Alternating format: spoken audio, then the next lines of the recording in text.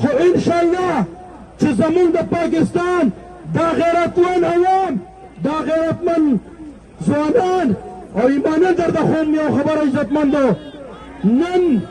په دې علاقه کې یومن دا خبره ډېره زیاته هم ده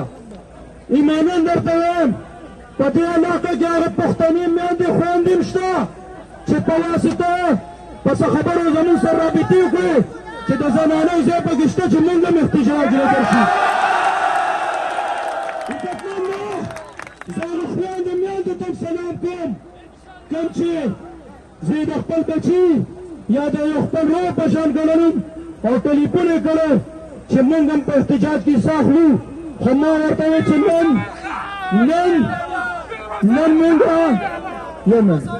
نن موږ پر امن احتجاج کوو انشاءالله چې کله زمونږ